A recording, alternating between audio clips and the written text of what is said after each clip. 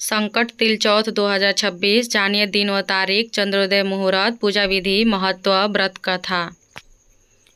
आज हम इस वीडियो में आपको बताएंगे साल 2026 में माघ माह में आने वाली संकट चौथ या तिल चौथ कब है, गणेश जी की पूजा का शुभ मुहूर्त, चंद्रोदय का समय, पूजा विधि और संकट तिल चौथ व्रत कथा के बारे में।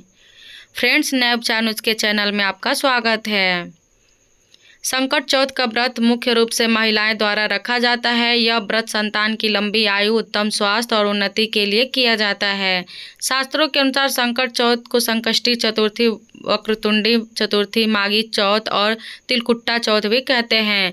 यह व्रत प्रत्येक वर्ष माघ महीने के कृष्ण पक्ष की चतुर्थी तिथि को रखा जाता है। यह साल की सबसे बड़ी चौथ मानी जाती है। आइए जानते हैं साल 2026 में संकट चौथ व्रत किस दिन रखा जाएगा, पूजा का शुभ मुहूर्त, चंद्रोदय का समय, पूजा विधि और इसे जानते हैं संकट तिल चौथ व्रत कथा के बारे में। साल 2026 में संकट चौथ या तिल चौथ का व्रत 6 जनवरी मंगलवार को रखा जाएगा। चतुर्थी तिथि शुरू होगी 6 जनवरी प्रातःकाल 8:01। चतुर्थी तिथि समाप्त 7 जनवरी प्रातःकाल 6:52। चंद्रोदय का समय रात्रि 8:54। संकट चौथ व्रत निर्जल किया जाता है। इस दिन प्रातःकाल स्नान के बाद व्रत का संकल्प लेकर व्रत की शुरुआत करनी चाहिए। इस दिन गणेश जी का पूजन कर चंद्रमा को अर्घ्य दिया जाता है। पूजा के लिए सबसे पहले एक चौकी पर मिट्टी से बनी गणेश जी का प्रतिमा स्थापित कर प्रतिमा का श्रृंगार करें। प्रतिमा को रोली, अक्षत, दुर्वा, पान, सुपारी, धूप, दीप अर्पित करें। इसके बाद गणेश जी की मंत्र ओम गंगणपतये नमः का जाप करें।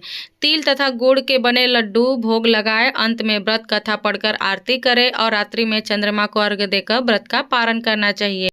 संकट चौथ व्रत कथा। पौराणिक कथा अनुसार एक बार विपदा में पड़े देवता भगवान शिव के पास अपनी समस्या के निवारण के लिए तब गए। तब भगवान ने शिव ने अपने दोनों पुत्रों से पूछा कि तुम दोनों में से कौन वो वीर है जो देवताओं को कष्टों का निवारण करेगा। तब कार्तिकेय ने स्वयं को देवों का सेनापति प्रमाणित करते हुए देव रक्षा का अधिकार सिद्ध किया। भगवान शिव ने गणेश जी की इच्छा पूछी तो उन्होंने कहा कि मैं बिना सेनापति बने ही इनके संकट दूर कर सकता हूँ। इस पर महादेव ने दोनों को पृथ्वी की परिक्रमा करने के लिए कहा कि जो पहले परिक्रमा पूरी करेगा वही फिर वीर घोषित किया जाएगा। यह सुन कार्तिकेय ने पृथ्वी की परिक्रमा करने के लिए निकल गए, लेकिन गणेश जी ने अपने माता पिता की 7 बार परिक्रमा करते हुए कहा कि इनमें समस्त निहित तीर्थ निहित है। गणेश जी की बात से सभी नतमस्तक हो गए और महादेव ने उनकी प्रशंसा करते हुए उन्हें आशीर्वाद दिया कि प्रत्येक कार्य से पहले तुम्हारी पूजा होगी। इसके बाद पिता की आज्ञा से गणेश जी को देवताओं को संकटों को भी दूर किया। फ्रेंड्स, हमारे द्वारा दी गई जानकारी पसंद आई हो तो प्लीज़ हमारे चैनल को सब्सक्राइब, लाइक, कमेंट कीजिएगा।